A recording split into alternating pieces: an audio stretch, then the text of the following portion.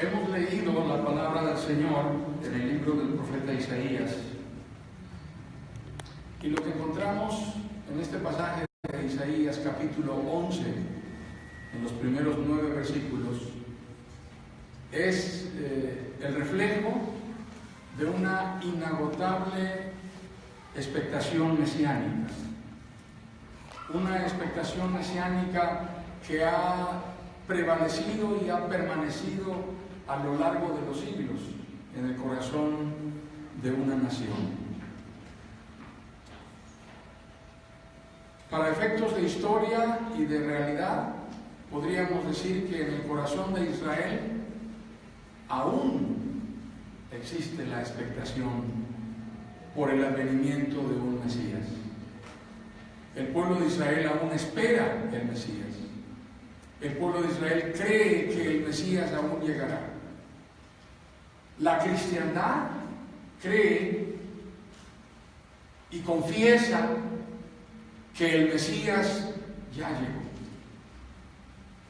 Porque la cristiandad cree que el Mesías es Jesús, el Cristo, a quien nosotros hemos confesado como nuestro Señor y nuestro Salvador.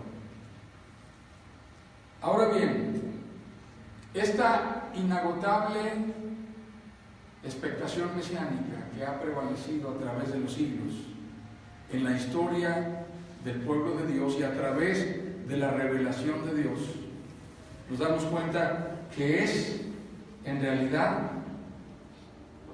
tan expresiva de una ansiedad interior en el corazón del hombre. El hombre necesita creer que alguien viene a salvarlo.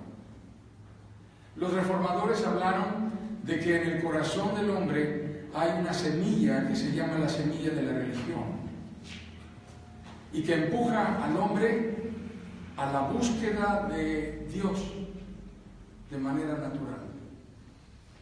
Es algo que de manera instintiva se muestra y se expresa desde el interior del alma del hombre que vive separado de Dios. La necesidad de Dios finalmente se revela en esta inagotable expectación mesiánica. Ahora bien, nosotros como cristianos leemos la Biblia desde nuestro conocimiento de Cristo como Señor y Salvador. Para nosotros Jesucristo es el lente con el cual entendemos, interpretamos y leemos la palabra. Por lo tanto, en todo lo que nosotros leemos en la Escritura, necesariamente está de por medio nuestra convicción cristiana. Esto es muy distinto a lo que pasa con el pueblo hebreo. Ellos siguen leyendo las Escrituras, específicamente lo que ellos llaman la revelación de Dios, que está contenida en el Antiguo Testamento. Los escritos que ellos reconocen como inspirados por Dios. Ahora bien, en ello no hay los lentes que nosotros tenemos puestos, en los cuales está Cristo en todos lados. En ello no está Cristo presente. Ellos lo leen solo teniendo presente la expectación de que un Mesías vendrá. Tengamos en cuenta eso. ¿Cómo leen entonces las personas que no conocen a Dios? Bueno, la Escritura no tiene para ellos mayor significado, no moldea sus vidas, consideran que la Biblia es un libro que vale la pena leer, pero nada más. Quienes leen la Biblia, si ustedes supongamos que se trate de alguien reconocido o alguien que tiene una situación pública, un diputado, candidato, y le preguntan, ¿cuál es de los libros que usted ha leído? La Biblia. Y entonces la siguiente pregunta, ¿y cuál de los libros de la Biblia es el que más le gusta?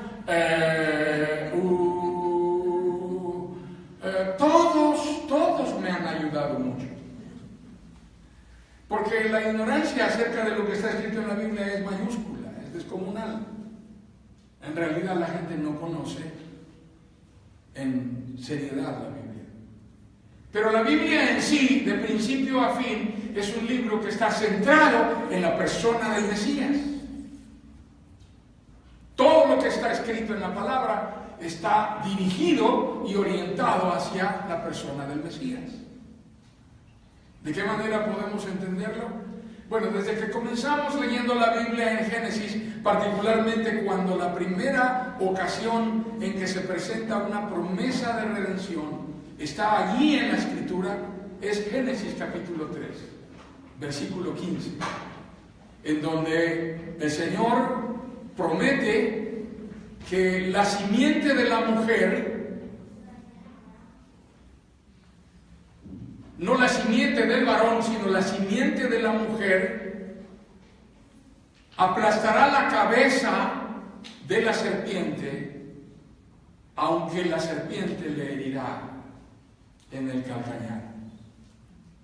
Esto ha sido interpretado por la cristiandad, que tiene los lentes de Cristo puestos, como la primera promesa de un redentor. Ahora bien, podemos decir que desde ese momento, Génesis capítulo 3, versículo 15, es el capítulo en donde Dios dicta la maldición por causa del pecado. Y en el mismo momento es el capítulo en el que Dios anuncia el advenimiento de un Salvador, la simiente de la mujer. En ese momento nace esa promesa y esa expectación por un Mesías. A lo largo de la Escritura podríamos decir que transcurriendo desde el libro del Éxodo, todo el Pentateuco y posteriormente los libros históricos de los jueces, Samuel, las crónicas y los reyes, nada de eso parece tener un anuncio mesiánico. Nada de eso parece tener una relación con un testimonio del advenimiento de un Mesías. Nada de eso parece anunciar absolutamente nada. Sin embargo, en el libro de Samuel, en el capítulo 2, el primer libro de Samuel, en el cántico de Ana, está presente la expectación mesiánica. ¿Quieren buscar en su Biblia, por favor? Y díganme en qué parte de la oración de Ana está esta expectación mesiánica presente cuando Ana derrama su alma delante de Dios y presenta al Señor su corazón en humillación, con un corazón agradecido. ¿En dónde? Capítulo 2 de primero de Samuel. ¿Qué versículo es?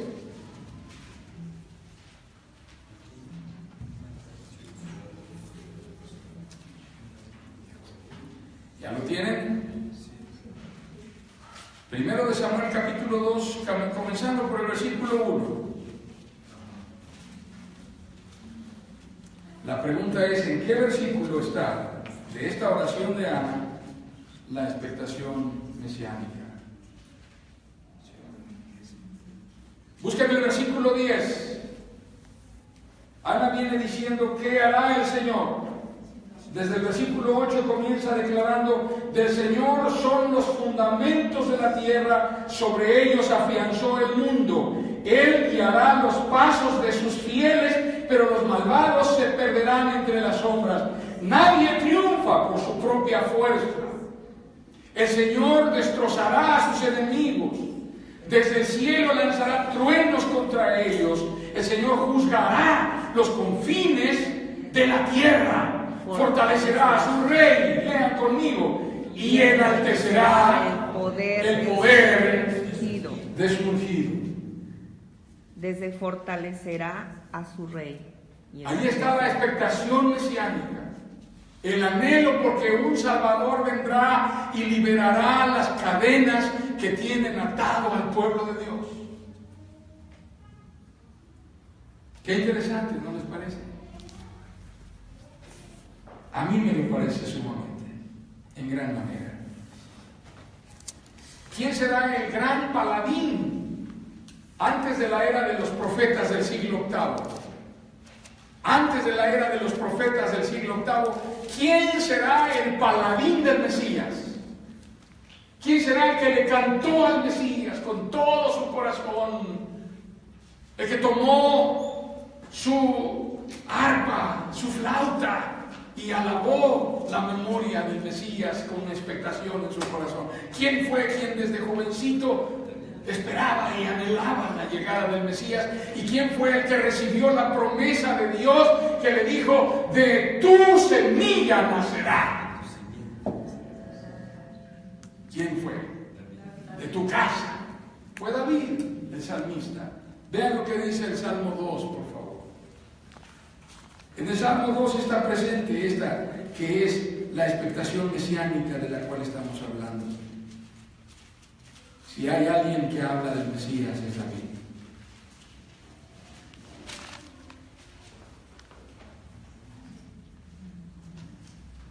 Versículo 7 en adelante, ¿quieren leer conmigo?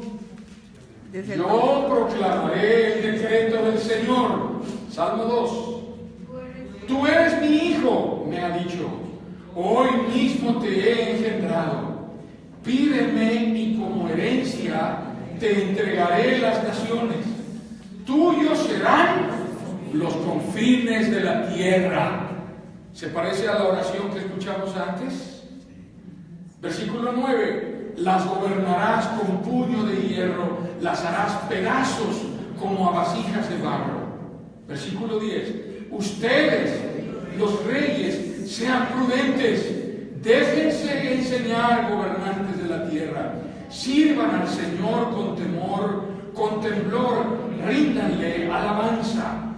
Bésenle los pies, no sea que se enoje y sean ustedes destruidos en el camino, pues su ira se inflama de repente. Dichosos los que en él buscan refugio. Este es un salmo mesiánico, no es el único. David cantó al Mesías, compuso poesías incluso describiendo el dolor del Mesías, la agonía del Mesías. David fue quien anunció que el Mesías permanecería incorruptible aún después de muerto, que Dios no permitiría que sus huesos vieran corrupción. Y David fue quien expresó que por la gracia de Dios, por el cumplimiento de su justicia implacable, el Mesías sería despojado de toda potestad y despojado de toda gloria y despojado de toda fuerza y abandonado por el Padre en la cruz. Qué tremenda descripción. Esta es la expectación mesiánica. Ahora, yo quisiera llevarles a la época de auge del mesianismo. ¿Quién creen que haya sido el profeta por excelencia del Mesías? Isaías, claro, estamos leyendo el capítulo 11 del libro del profeta Isaías, pero Isaías habla del Mesías reiterativamente, y realmente lo que Isaías está describiendo en el capítulo 11 es algo tan hermoso, algo tan maravilloso, algo tan impresionante, que debemos identificar en esto algo fuera de lo que conocemos. La equidad, el orden, la justicia, la paz que hay en este reino del Mesías que anuncia Isaías no tienen comparación. No tiene comparación el régimen del cual está hablando. No existe. No lo conocemos. Hoy día, con una gran facilidad, le llamamos mesianismo a casi cualquier cosa.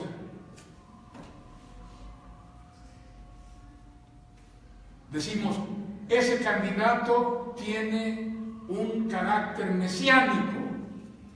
porque ofrece la solución universal a todos los problemas del país. Pareciera concentrar en él, en su persona, la capacidad para darle a la nación la esperanza jamás imaginada de un cambio, de una transformación, de una condición incorruptible jamás vista. Y a eso le llamamos mesiánico. Hemos vivido con esta expectación inagotable. Es lo mismo que sucede en el corazón de Israel. Lo que acaba de pasar esta semana, en donde el presidente de una nación muy poderosa, güerito él por cierto, decretó de manera unilateral que la nueva capital de la nación hebrea es Jerusalén. Eso es el corazón del mesianismo. Eso es el anhelo de la restauración de un reino cuya gloria está perdida.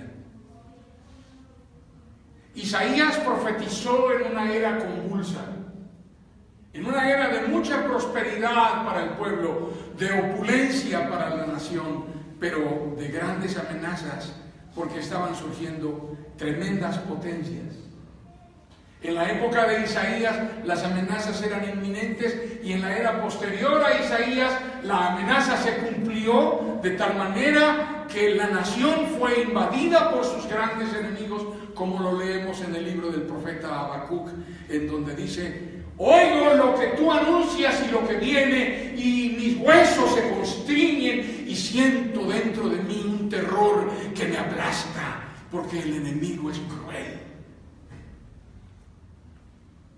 Así que la nación fue testigo de cosas devastadoras. Las doncellas y las madres fueron violadas por los invasores. Se aseguraron de engendrar en ellas. Los jóvenes nobles, los distinguidos, fueron llevados como esclavos y sirvientes en un cautiverio incierto, a una cultura que desconocían. Los varones fueron castrados y convertidos en eunucos para servir en el palacio del rey.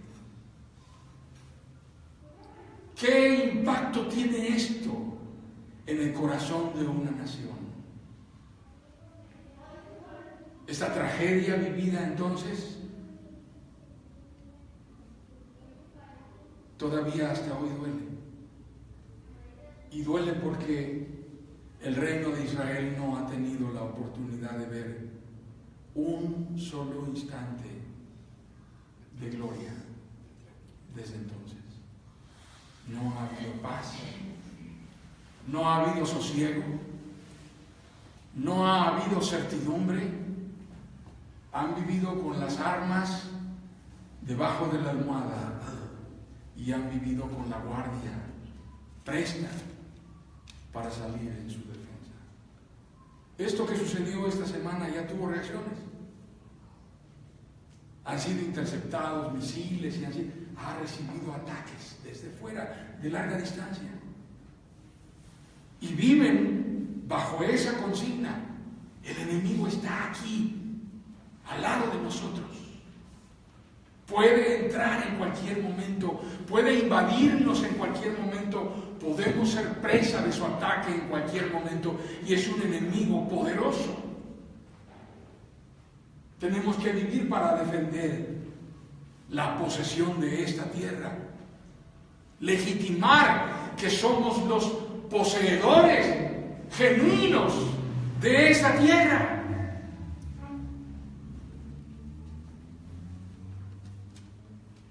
He ahí el corazón del mesianismo hebreo hoy, a la espera de que el Mesías llegue. A diferencia de eso, digan ustedes, por favor, ¿a qué nos ha llamado el Señor a nosotros? Que por la gracia de Dios y por el sacrificio de Jesucristo somos hijos de Dios. ¿Quién de ustedes vive con el arma debajo de la almohada? ¿Quién de ustedes vive con la incertidumbre permanente de que el enemigo está a la puerta?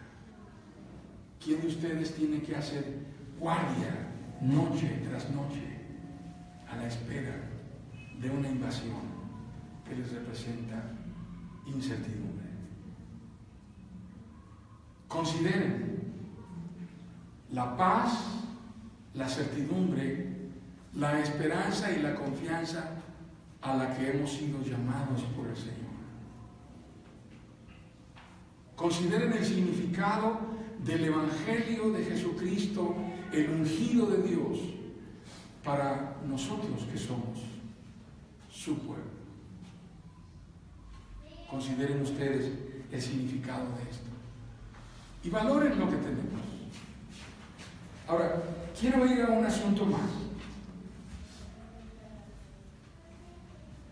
Nuestra generación vive bajo una forma de expectación mesiánica que es peculiar. La generación en la que vivimos se caracteriza por el hambre de superhéroes. ¿Saben? Desde que yo era niño existían superhéroes. Estoy hablándoles de alrededor de 58 años. En mi época, mis superhéroes, déjenme confesarles, mis superhéroes eran Roy Rogers, un vaquero. Yo lo admiraba.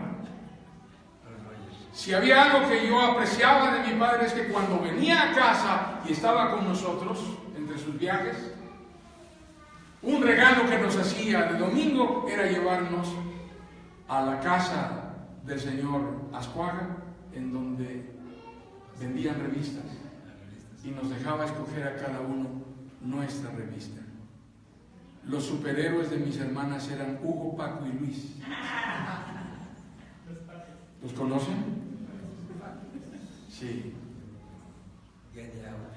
Mi superhéroe era Roy Rogers. Yo quería ser vaquero como él. Cuando dejé de ser seguidor de Roy Rogers, me convertí en seguidor del llanero solitario. El anhelo de mi vida era ser toro. Y dije, no aspiro a llegar a ser el llanero solitario. Me conformaría yo con ser su fiel amigo toro. En parte porque me gustaba el caballo pinto. Pero el concepto de un superhéroe ha evolucionado a lo largo de la historia. En la época en la que mi hijo creció, los superhéroes eran las tortugas ninja. Lo único que yo sabía de las tortugas, hasta donde yo alcanzaba a saber, era que mi mamá las cocinaba en sangre. Era delicioso como lo hacía mi mamá. Pero alguien inventó que las tortugas podrían aprender karate y todo, kung fu y eso. Bueno, aparecieron las tortugas ninja y fueron superhéroes de mi hijo por un tiempo. También lo fue He-Man, también lo fue, pero esos ya pasaron de moda. Alguien se ha encargado de asegurarse que los superhéroes que tienen un valor comercial, voy a repetirlo, que los superhéroes que tienen un valor comercial permanezcan a lo largo de la década y de la transición del siglo, de los 900 al 2000. Así que ahí tenemos la lista de superhéroes que han sobrevivido. ¿Quién? Superman es el primero, por supuesto. Claro que sí. ¿Quién más? De los más populares. Batman, claro, por supuesto. ¿Quién? Spider-Man, claro. El hombre araña, ¿cómo no? Quiero confesarles que el favorito de mi hijo es Batman. Y él dice que la razón por la cual Batman es su favorito es porque Batman no posee ningún poder sobrenatural. Todo es tecnología y ciencia en él. Nada más es rico. Nada más es rico, pero eso no es sobrenatural. Entiendo que en México no es natural ser rico, ¿verdad? Pero es muy rico y tiene una cueva muy bonita abajo de su casa, ¿verdad? No. Si usted tuviera una cueva abajo de su casa como esa, aquí en México lo desalojan porque es muy inseguro vivir ahí. Pero él no. Y tiene una casota impresionante, gigante. Esta hambre de superhéroes que viven las generaciones desde la era de los 50, que han convertido en objeto de idolatría a estos personajes con habilidades sobresalientes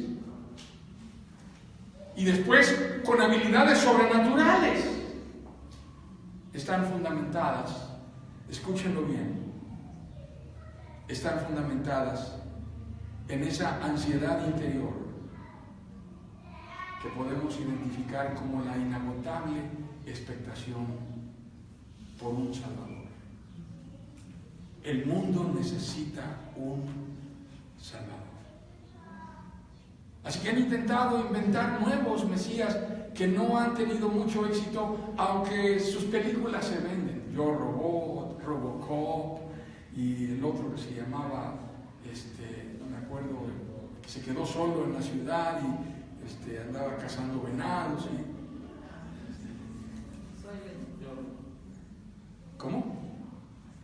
Soy Leyenda se llama. Soy Leyenda, exactamente, hermana. Gracias por refrescarnos la memoria, ¿verdad? Estos son un reflejo, todos estos superhéroes, incluyendo entre ellos a los estos que se transforman, el que el elástico y el otro que es Aquaman y el otro que es que se vuelve de fuego y escupe lumbre, que puede convertir en hielo todo. ¿Cómo se llaman estos? ¿Perdón? Los ¿qué? X-Ray, no, esa es la pomada para los X-Men, ¿no? Estos X también son el reflejo de una expectación mesiánica que nace de la ansiedad del hombre por ser redimido, por ser salvado, por ser sacado de su realidad, aflicción, tristeza, dolor, tragedia, adversidad, incertidumbre.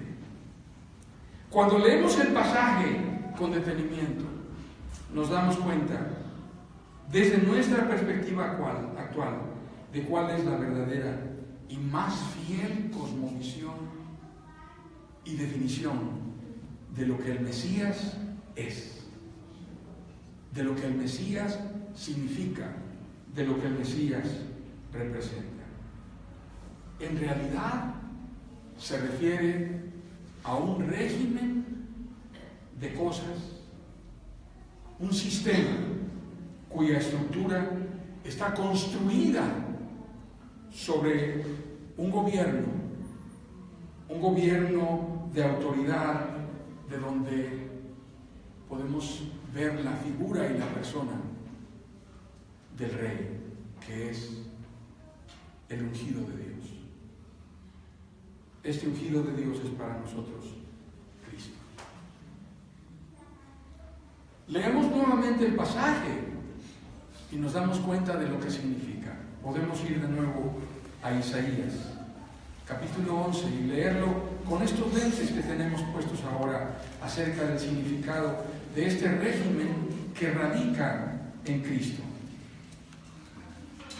La palabra del Señor dice en Isaías 11, comenzando por el versículo 1: del tronco de Isaí brotará un retoño, un vástago nacerá de sus raíces. El Espíritu del Señor reposará sobre él, espíritu de sabiduría y de entendimiento, espíritu de consejo y de poder, espíritu de conocimiento y de temor del Señor. Él se deleitará en el temor del Señor. No juzgará según las apariencias, ni decidirá por lo que oiga decir, sino que juzgará con justicia a los desvalidos y dará un fallo justo en favor de los pobres de la tierra. Destruirá la tierra con la vara de su boca, matará al malvado con el aliento de sus labios. La justicia será el cinto de sus lomos y la fidelidad el ceñidor de su cintura. El lobo vivirá con el cordero, el leopardo se echará con el cabrito, y juntos andarán el ternero y el cachorro del león, y un niño pequeño los guiará. La vaca pastará con la osa, sus crías se echarán juntas, y el león comerá paja como el buey. Jugará el niño de pecho junto a la cueva de la cobra, y el recién destetado meterá la mano en el nido de la víbora. No hará ningún daño ni estrago en todo mi santo monte, porque rebosará la tierra con el conocimiento del Señor, como rebosa el mar con las aguas. Amén. Amén. Que el Señor nos bendiga, hermanos. Amén.